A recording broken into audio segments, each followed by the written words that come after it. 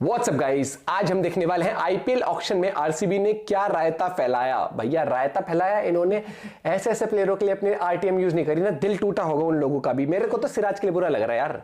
हाँ भैया क्या क्या करा तुमने। तो करते हैं एंजॉय साथ में अर्जुन की वीडियो 1 2 3 को। भाई आरसीबी वालों ने जैसी टीम बनाई है Yes. उससे एक बात क्लियर है कि ई साला भी कप रहने दे। नमस्कार, मैं हूं रौनक रणतंत्र, देख रहे हैं आप। और आईपीएल कौन सी टीम जीतेगी इसका सिर्फ आधा फैसला ग्राउंड में होता है, आधा ऑक्शन में हो जाता है। और ऑक्शन जब मेगा ऑक्शन हो जहां पर आपको पूरी टीम बनानी है तो फिर ऑक्शन और भी ज्यादा जरूरी हो जाता है। सऊदी अरब में लगातार 2 दिन हुए ऑक्शन में, हमने कई खिलाड़ियों को बिकते हुए देखा। कुछ को इतने पैसे मिल गए कि अब वो एक आईपीएल खेलने के बाद जिंदगी में कुछ ना करे तो भी उनकी 7 पुश्तें मगरमच्छ की तरह पड़ी रह सकती। कुछ खिलाड़ी ऐसे भी थे जो बेहतरीन थे, लेकिन भैया मुझे डॉक्टर की हैंडराइटिंग तो समझ में आ जाएगी, लेकिन ये कभी समझ में नहीं आएगा कि वो खिलाड़ी बिके क्यों नहीं। खैर, मेरे बोलने से क्या होता है, जब मेरी टीम होगी तो मैं खिलाड़ी खरीदेगा। अभी तो मेरे पास पॉपिंस खरीदने के भी पैसे नहीं है। आपके हिसाब से कल यानी ऑक्शन के दूसरे दिन सबसे बेहतरीन खरीदारी किस टीम ने करी है, कमेंट करके बताइएगा। फिलहाल मैं आपको बता देता हूं कल यानी दूसरे दिन क्या रही ऑक्शन की सबसे बड़ी हाईलाइट। नंबर 1, परसों की तरह कल भी आरसीबी वालों ने अपने फैंस से भर भर के गालियां खाई। अब मुझे समझ में आ गया कि आरसीबी के फैंस चेन्नई, मुंबई और कोलकाता से परेशान नहीं रहते, अपनी ही टीम की मैनेजमेंट से परेशान रहते। कल जब ऑक्शन के टाइम आरसीबी की मैनेजमेंट सो रही थी और सारे बढ़िया बढ़िया प्लेयर उनकी नाक के नीचे से निकले जा रहे थे, उस वक्त आरसीबी के फैंस ऑल इज वेल बोल रहे थे। ये कहकर अपने आप को तसल्ली दे रहे थे कि अभी विल जैक्स को आना है, हमारी टीम उसके लिए पैसे बचा कर रख रही है। लेकिन कल जब विल जैक्स का नाम सामने आया और मुंबई ने उनको 5 करोड़ 25 लाख में खरीद लिया, सब लोग हसत भरी निगाहों से आरसीबी की टेबल की तरफ देख रहे थे कि आरटीएम का इस्तेमाल होगा। लेकिन आरसीबी वालों ने यह इस्तेमाल करने से मना कर दिया। फैंस को तो 440 वोल्ट का झटका लग गया, उनके सर से आसमान चला गया, पैरों के नीचे से जमीन खिसक गई। समझ में नहीं आया कि आखिर आरसीबी वालों करना क्या चाहते हो भैया। खुद आकाश अंबानी को यकीन नहीं हुआ, वो अपनी टेबल छोड़कर आरसीबी की टेबल पर आए और हाथ मिलाकर थैंक यू बोला कि आरटीएम का इस्तेमाल नहीं किया आपने, बड़ा अच्छा लगा। हालांकि कई लोगों को लगता है कि टेबल के नीचे मांडवली हुई है और मुंबई ने विल जैक्स के बदले में आरसीबी को टिम डेविड ले जाने को बोला। लेकिन आरसीबी फैंस के हिसाब से ये भी घाटे का सौदा है, क्योंकि विल जैक्स इस वक्त बेहतरीन फॉर्म में 175 का उनका आईपीएल स्ट्राइक रेट है। पिछले साल बेंगलुरु के लिए उन्होंने एक सेंचुरी भी लगाई थी। तो फिर आखिर आरसीबी की मैनेजमेंट ने ऐसा क्या सुन लिया जो पैसा और आरटीएम होने के बावजूद उन्हें जाने दिया। आपको कुछ समझ में आया होगा तो हमें बताना, हमारी समझ से तो ये बाहर है। अब की बार भी आरसीबी वाले ट्रॉफी नहीं, दिल गुर्दे फेफड़े ही जीतेंगे ऐसा लग रहा है। क्या बढ़िया था, बढ़िया। हाईलाइट नंबर 2, कई खिलाड़ी महंगे बिके लेकिन उनको दुख बहुत हुआ होगा। मिसाल के तौर पर भुवनेश्वर कुमार, जिनको 10 करोड़ रुपए से ज्यादा मिले, लेकिन 10 साल पुराना हैदराबाद का साथ छूट गया।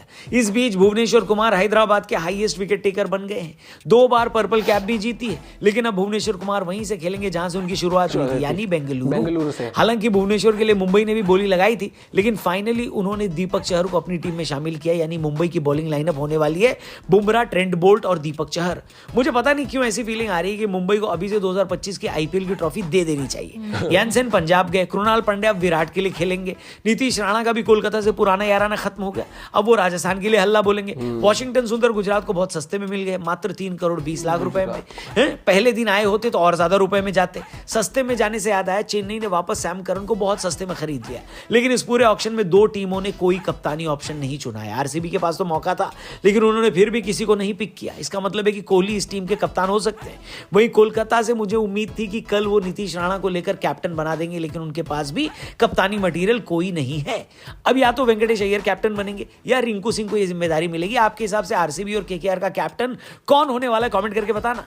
अब बढ़ते हैं हाईलाइट नंबर 3 की तरफ। ऑक्शन के दूसरे दिन कई ऐसे नामों ने सुर्खियां बटोरी जो लोगों ने पहली बार सुनी होंगी, लेकिन अब वो नाम बार बार सुनेंगे। इनमें से एक नाम था वैभव सूर्यवंशी, बिहार के 13 साल के बल्लेबाज का, जो आईपीएल में अब तक के यंगेस्ट खिलाड़ी बन गए। सूर्यवंशी को राजस्थान की टीम ने 1 करोड़ से ज्यादा रुपए में खरीद लिया। अब आप सोचो, 13 साल का बच्चा करोड़पति बन गया।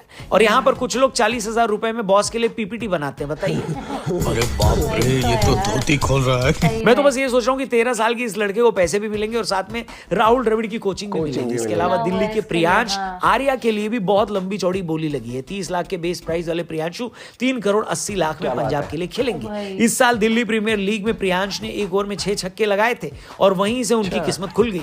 लेकिन हैरानी की बात यह है कि आईपीएल विनिंग कप्तान डेविड वार्नर अनसोल्ड रहे और अब शायद आईपीएल कभी नहीं खेलेंगे वो। और भी ज्यादा ताज्जुब तब हुआ जब लॉर्ड शार्दुल ठाकुर भी नहीं निकले। लेकिन सच बताऊं तो मेरा दिमाग तब खराब हुआ जब अर्जुन तेंदुलकर का नाम आया और मुंबई वालों ने पेडल नहीं उठाया। मेरा तो भरोसा ही उठ गया था भाई साहब दुनिया से कि अब यहाँ पर नेपोटिज्म भी नहीं चल रहा है, बताइए। क्या बात कर रहे हो? लेकिन स्क्वाड के प्लेयर पूरे करने के लिए एक बार फिर अर्जुन का नाम सामने आया और अब की बार 30 लाख में उनको ले लिया खरीद लिया गया। अब नेपोटिज्म पर मेरा भरोसा एक बार फिर से कायम है। ये भी ठीक है।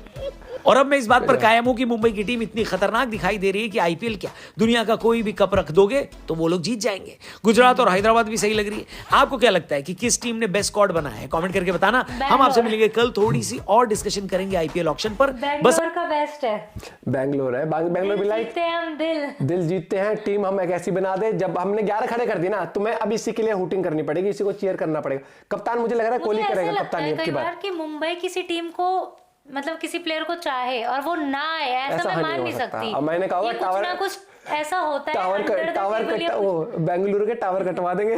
हाँ, अगर वो किसी प्लेयर को हाथ उठा रहे हो फिर किसी और जाने भी दे रहे हैं ना, तो विल जैक्स नहीं जाना कुछ चाहिए था। स्ट्रेटेजी होती है, Strategy क्योंकि मैं रहती है। मान ही नहीं सकती कि पैसों को लेके मुंबई कोई प्लेयर छोड़ देगी। विल जैक्स तो रखना चाहिए था आरसीबी। अरे क्या कर रहे हो भैया, सो रहे थे क्या तुम? अरे यार, एक बंदे ने बहुत सही रील बना रखी है, सर उठी ऑक्शन है आरसीबी, जो मैनेजर कमरे में धुआं ही धुआं क्या है वे कि आज तो प्लेयर खरीद रहे हैं, क्या खरीदने हैं। स्ट्रॉन्ग तो मुझे सबसे ज्यादा यही लग रही है मुंबई कोर है यार। आप देख लो ना, पंड्या, सब है सूर्य उनके कुमार, पास, हाँ। बुमराह, रोहित। आधी जो मतलब अगर कोहली को हटा दें तो जो मतलब इंडियन टीम का, क्रिकेट टीम का जो एक तरह से कोर ही बोलूंगी, वो उनके पास ही है पूरा। वो छोड़ो, आरसीबी तो खोखली सी हो गई है बेचारी। अब तुम एक चीज देखना, अगर अच्छा कोहली ने तो बोल ही रखा है कि वो जब तक खेलेगा आरसीबी से खेलेगा, है ना, लेकिन आरसीबी कब तक है अब? हम जब तक है, मुझे इस बार तो वो ऐसे सोच रहे हैं कि बस ये खुद ही हमें कह दे ना, आरसीबी तो खेलेगी। इनके प्लेयर और टीम में बांटे तो बराबर। हार जीत से कमाई थोड़ी है इनकी तो कमाई है यहाँ पर। कोहली की टीम में, अच्छा कोहली की जर्सी पर यहाँ पर इस कंपनी का स्पॉन्सर लगेगा, छाती पर ये स्पॉन्सर लगा होगा। कमाई का धंधा है भैया आईपीएल, नो डाउट, सबको बताइए। क्योंकि जो 20 करोड़ 21 करोड़ तो कितने मिलते हैं जितने, पैसे उससे तो बच मतलब ही नहीं। रहे हैं। ना खत्म, तो वो जो रिएक्शन वाले उन्हें डोनेट ले कर भैया, सकते क्या? मिलते हैं आपसे कबड्डी के साथ। Bye bye, take care.